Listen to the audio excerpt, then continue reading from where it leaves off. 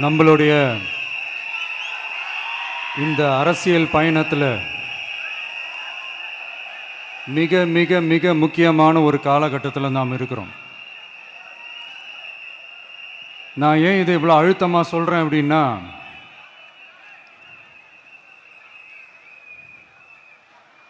ஏதோ அழுத்தம் இருக்குமோன்னு நினைக்கிறீங்களோ? அழுத்தமா? நமக்கா?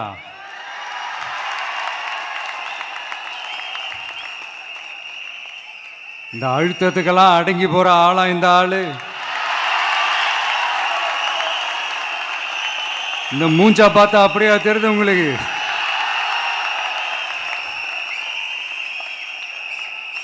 அதனால் அப்படியெல்லாம் நடக்காது. அதுவும் முக்கியமாக நம்ம கிட்ட அதெல்லாம் நடக்கவே நடக்காது. ஆனால் அழுத்தம் இருக்குதான்னு கேட்டிங்கன்னா இருக்குது. அது நான் இல்லைன்னு சொல்ல வரல. நமக்கு இல்லை, மக்களுக்கு. தமிழ்நாட்டை இதுக்கு முன்னாடி ஆண்டவங்களும் சரி பாஜகவுக்கு அடிமையாக தான் இருந்திருக்கிறாங்க. ஸோ அவங்கள நம்பியும் ஒரு பிரயோஜனமும் இல்லை. இப்போ ஆண்டுகிட்டு இருக்கிற இந்த திமுக அரசாச்சும் நமக்கு ஏதாவது செய்வாங்கன்னு பார்த்தா இவங்களும் அவங்கள மாதிரியே தான். இன்னும் சொல்ல போனால் ஒரு படி மேலே, இன்னும் மோசம். அவங்களாச்சும் நேரடியாக சரண்டர் ஆகி இருப்பாங்க, இவங்க மறைமுகமாக சரண்டர் ஆகி இருக்கிறாங்க. அவ்வளோதான் வித்தியாசம். அதனால நீங்கள் பார்த்தீங்கன்னா அவங்களோட அந்த வேஷம் கலைஞ்சிடக்கூடாதுன்றதுக்காக இந்த கலர் கலராக கவர்ச்சிகரமான இந்த அறிவிப்புகள்லாம் வெளியிடுறாங்க. நோட்டீஸ் பண்ணியிருப்பீங்கன்னு நினைக்கிறேன்.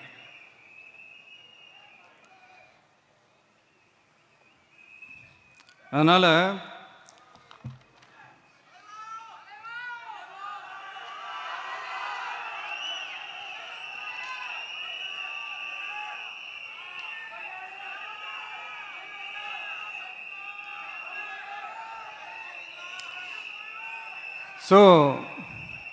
இவங்க எல்லாரும் இப்படியே இருக்கிறாங்களே, நமக்காக உண்மையாக உழைக்கிறதுக்கு யாராச்சும் வந்துட மாட்டாங்களா அப்படின்னு மக்கள் ஒரு விதமான அதை வெளியில் சொல்ல முடியாத ஒரு அழுத்தத்தில் இருக்கிற நேரம் இது. மாற்றி மாற்றி ஓட்டு போட்டு ஏமாந்து அவங்க இப்போ நம்மளை நம்புகிறாங்க. நம்மளுடைய இந்த தமிழக வெற்றி கழகத்தை இந்த விஜய் கூட நிற்பான்னு நம்புகிறாங்க.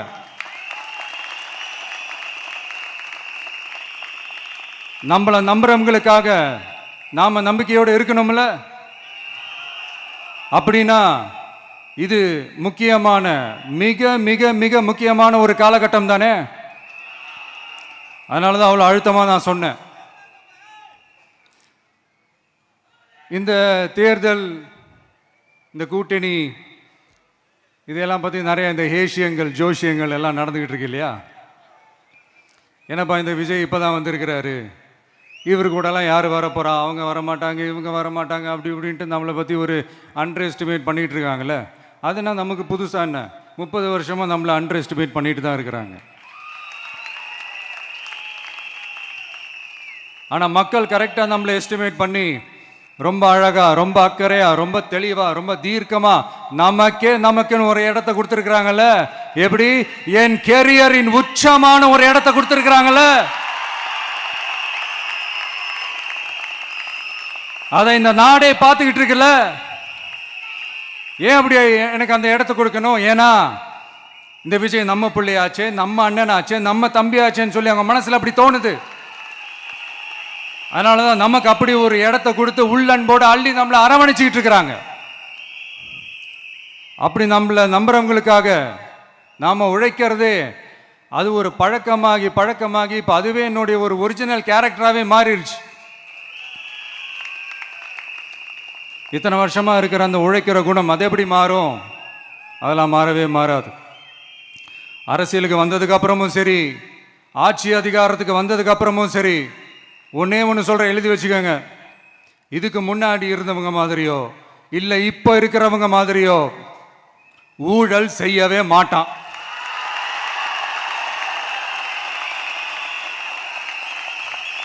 ஒரு பைசா தொட மாட்டான். எனக்கு அது அவசியமே இல்லை. புரிஞ்சுங்களா உங்களுக்கு? எனக்கு அதை தொட வேண்டிய அவசியமே இல்லை.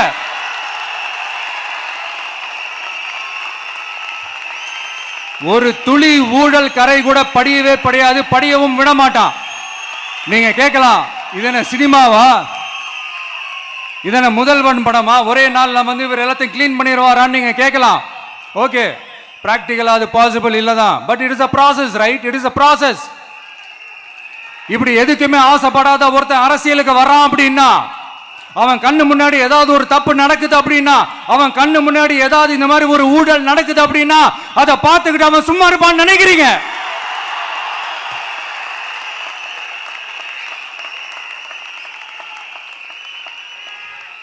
அதனால இந்த தீய சக்தியா இருக்கட்டும், இந்த ஊழல் சக்தியா இருக்கட்டும், ரெண்டு பேரும் தமிழ்நாட்டை ஆண்டவை கூடாது. அப்படிப்பட்ட இந்த கட்சிகளை உண்மையா தில்லா எதிர்க்கிற அந்த கட்ஸும் கெத்தும் நம்ம கிட்ட மட்டும்தான் இருக்கு.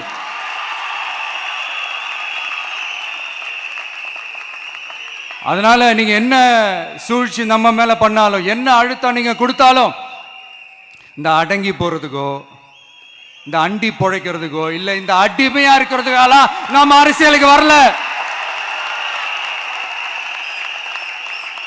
என் மண்ணுக்கும் மக்களுக்கும் யார் என்ன தீங்கு செஞ்சாலும் அதை எதிர்த்து அவங்க கிட்ட இருந்து நம்ம மக்களை பாதுகாக்கிறதுக்காக தான் நம்ம அரசியலுக்கே வந்திருக்கிறோம்.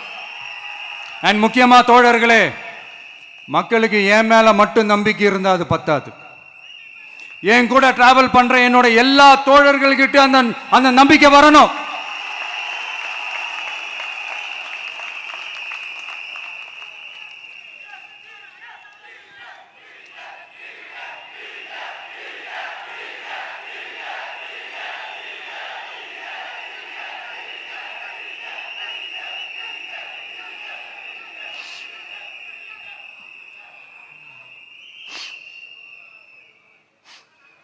அந்த நம்பிக்கை இல்லைன்னு நான் சொல்ல வரல, இருக்குது. ஆனால் அதை தொடர்ந்து இருக்கிற மாதிரி நீங்கள் எல்லாம் நடந்துக்கிறணும். தப்பு பண்ண யாராக இருந்தாலும் தப்பிக்கவே முடியாதுன்ற அந்த ஒரு பயம் இருக்கணும். எல்லாரும் உங்களை தான் கேட்குறேன், எல்லாரும் உண்மையாக உழைப்பீங்கல்ல?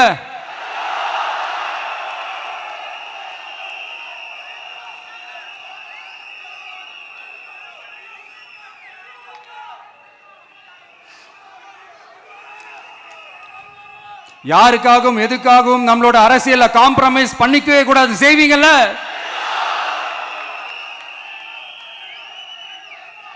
அண்ட் தயவு செஞ்சு எல்லாரும் கொஞ்சம் ஒற்றுமையா இருந்து சேர்ந்து உழைச்சி ஜெயிப்பீங்கல்ல? சரி, நமக்காக நம்ம மக்கள் கண்டிப்பா ஓட்டு போட்டு ஜெயிக்க வைப்பாங்க, அதில் எந்த மாற்று கருத்துமே கிடையாது. அப்படி ஜெயிக்கிறதுக்காக நாம் என்ன செய்ய போறோம்? மக்களிடம்னு செல்னு அறிஞர் அண்ணா அவர்கள் சொன்னதை ரொம்ப டீப்பாக சின்சியராக அடாப்ட் பண்ணுறதோட மட்டும் இல்லாமல் நம்மளோட அரசியலில் அதை செயல்படுத்தணும். அதுதான் முக்கியம். ஏன்னா இப்போ அரசியல் இருக்கிறவங்க அண்ணாவை மறந்துட்டாங்க. அண்ணா ஆரம்பித்த கட்சியும் அண்ணாவை மறந்து சுயநலமாக மாதிரி பல வருஷம் ஆச்சு. அண்ணா பேரில் இருக்கிற கட்சியும் அவரை மறந்து பல வருஷம் ஆச்சு. ஆனால் நாம அவரை மறந்துடக்கூடாது. மக்கள்கிட்ட போகணும், மக்களோட மக்களாகவே இருக்கணும், மக்களுக்காகவே இருக்கணும். அதுக்காக நாம் என்ன செய்ய போகிறோம், என்னெல்லாம் செய்ய போகிறோம், அதுக்காக தான் இந்த மீட்டிங். ஆரம்பிக்கலாமா? இந்த ரெண்டு கட்சிகள், ஆண்டு கட்சியா இருக்கட்டும், இப்போ ஆள்ற கட்சியா இருக்கட்டும், அவங்கள பொறுத்த வரைக்கும் பூத்துனா என்ன தெரியும்ல? அவங்கள பொறுத்த வரைக்கும் பூத்துனா கள்ள ஓட்டு போடுற இடம். ஆனா நமக்கு, நம்ம டிவிகேவுக்கு அது ஒரு ஜனநாயக கூடம். அங்க ஜனநாயகம் திருடுறாம நம்ம பார்த்துக்கணும். ஒவ்வொரு ஓட்டையும் நம்ம பாதுகாக்கணும். எப்படி பாதுகாக்கிறது? ஒவ்வொரு வீட்டில் இருக்கிற ஒவ்வொரு ஓட்டும் நமக்கு தானே ஃபர்ஸ்ட் கன்ஃபார்ம் பண்ணுங்க. எனக்கு தெரிஞ்சு தமிழ்நாட்டில் ஒரு 2.25 கோடி ரேஷன் கார்டுகள் இருக்கும்னு நினைக்கிறேன். அவங்க எல்லாரும் வேற வேற எந்தெந்த கட்சியில் இருந்தாலும் கட்சி வேறுபாடு எல்லாத்தையும் தாண்டி இந்த விஜய் அவங்க வீட்டில் ஒருத்தனா வாழ்ந்துட்டு இருக்கிறான். அவங்க குடும்பத்தில் ஒருத்தனா பார்த்துக்கிட்டு இருக்கிறாங்க. அதனால இந்த கட்சி கிச்சி எல்லாத்தையும் தாண்டி இந்த விஜய் கூட நிக்கணும்னு முடிவு பண்ணிட்டாங்க. அதனால அப்படி முடிவு பண்ண அவங்கள பாதுகாப்பா பூத்துக்கு கூட்டிட்டு வாங்க. நம்மளோட இந்த விசில் சின்னத்துக்கு ஓட்டு போட வைங்க.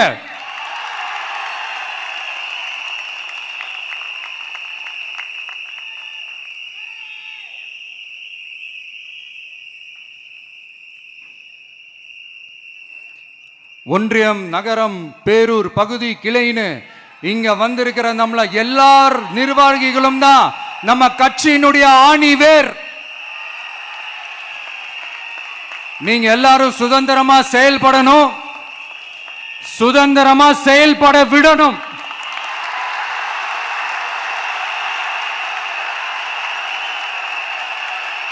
நீங்க ஒவ்வொருத்தரும் எனக்கு முக்கியம்.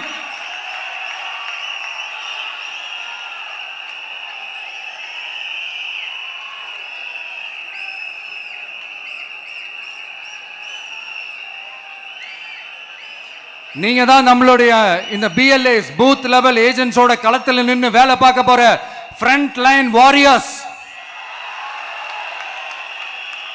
இப்ப நடக்க போறது வெறும் எலெக்ஷன் கிடையாது, இது ஒரு ஜனநாயக போர்.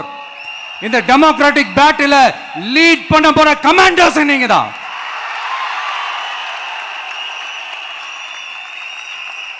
நான் ஏன் இது எவ்வளவு ஸ்ட்ரெஸ் பண்ணி சொல்றேன் அப்படின்னா, இந்த தீய சக்தி எப்படி, இந்த தீய சக்தியோட தில்லு முள்ளுலாம் உங்களுக்கே நல்லா தெரியும். முழிச்சிட்டு இருக்கும் போது முழியை தோண்டி எடுத்துட்டு போற கூட்டம். அதனால கொஞ்சம் ஜாக்கிரதையா இருக்கணும். நம்ம எலெக்ஷனுக்கு இன்னும் 3 மாசம் தான் இருக்குது, அவ்வளவு கூட இல்லைன்னு நினைக்கிறேன். இந்த 3 மாசத்துல நீங்க செய்ய போற அந்த களப்பணியில தான் நம்மளுடைய வெற்றியே இருக்குது. உங்களுக்கு இந்த விஜய் பிடிக்கும்ன்றது உண்மைனா, சத்தியம்னா, உங்களோட உழைப்புல அதை காட்டுங்க. அப்புறம் நாங்க அறிவிக்க போற வேட்பாளர்களுக்கு நீங்க உங்களுடைய முழு ஒத்துழைப்பை நீங்க கொடுக்கணும். கொடுப்பீங்க தானே?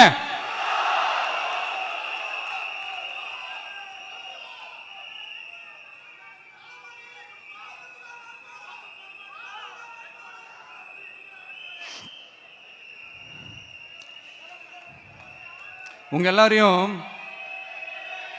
ஒரு எனர்ஜைஸ் பண்ற மாதிரி உண்மையா நடந்த ஒரு கதை ஒன்று சொல்றேன்.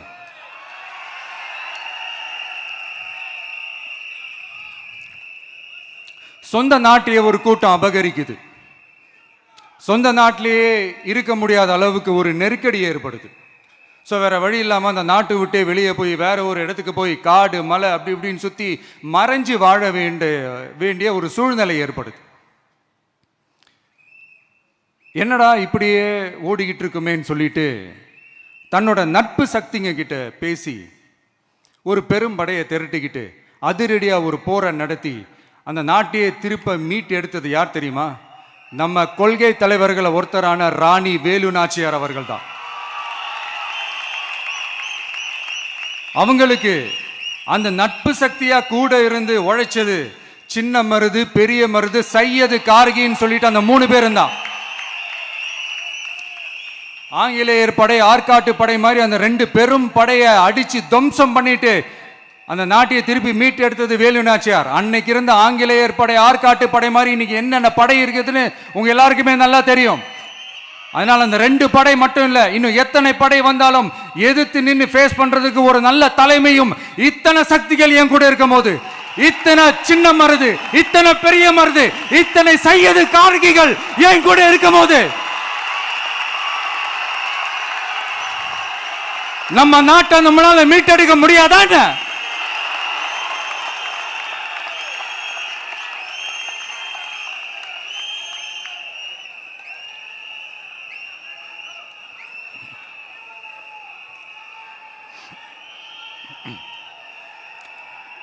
அதுவும் இந்த படை, நம்மளுடைய இந்த டிவிகே படை,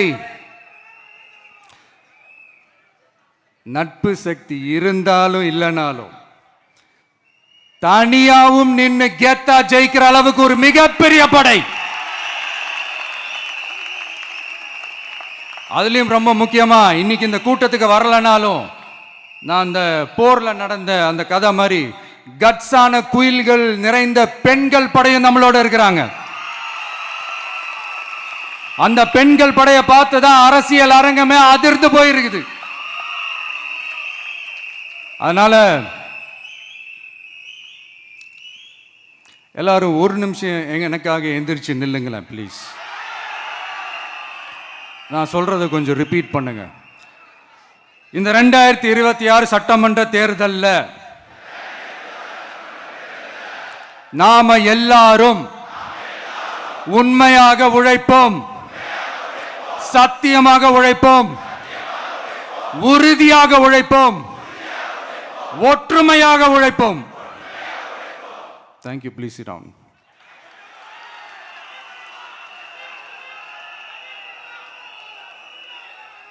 உங்களோட இந்த வார்த்தையை நான் மனப்பூர்வமா நம்புறேன். நான் ஏற்கனவே சொன்ன மாதிரி இந்த வரப்போற தேர்தல் இதுவரைக்கும் தமிழ்நாடு பார்த்திராத ஒரு வித்தியாசமான தேர்தல். நம்மளுடைய படை வரிசையும் அப்படிதான், ஒரு பவர் பேக்ட் ஃபோர்ஸ். இவ்வளவு நாள் இதை நாம மட்டும்தான் சொல்லிக்கிட்டு இருந்தோம். இப்போ கொஞ்சம் கொஞ்சமா அதை வெளியில சொல்ல ஆரம்பிக்கிறாங்க. என்னடா இந்த விஜய் கூட இருக்கிற ஃபோர்ஸை பார்த்தா சாதாரண ஃபோர்ஸ் மாதிரி தெரியல, மிலிட்ரியோட பெரிய ஃபோர்ஸா இருக்குது, வரப்போற எலெக்ஷனை கணிக்கவே முடியல, அப்படி இப்படின்னு சில குரல்கள்லாம் கேட்க ஆரம்பிக்குது. கணிக்கவே முடியலன்னு அவங்க வேணா சொல்லலாம், ஆனா மக்கள் ஆல்ரெடி கணிச்சு முடிச்சுட்டாங்க. அவங்க மனசை நல்லா புரிஞ்சு வச்சிருக்கிற நமக்கு அது நல்லாவே தெரியும். அதனால இந்த எலெக்ஷன் ரிசல்ட்டுக்கு அப்புறம் இந்த தீய சக்தி கிட்ட இருந்தோம், இந்த ஊழல்வாத அடிமை சக்தி கிட்ட இருந்தோம், தமிழ்நாட்டை மீட்டுட்டோம்னு உறுதியா அறிவிப்போம். அதுல எந்த மாற்று கருத்தும் கிடையாது. அதனால என் நெஞ்சில் குடியிருக்கும் தோழர்களே, தோழிகளே, உங்களோட நான் இருக்கேன், நம்மளோட நம்ம மக்கள் இருக்கிறாங்க. இதுக்கு மேல என்ன வேணும்? கான்பிடண்டா இருங்க, நல்லதே நடக்கும், வெற்றி நிச்சயம்.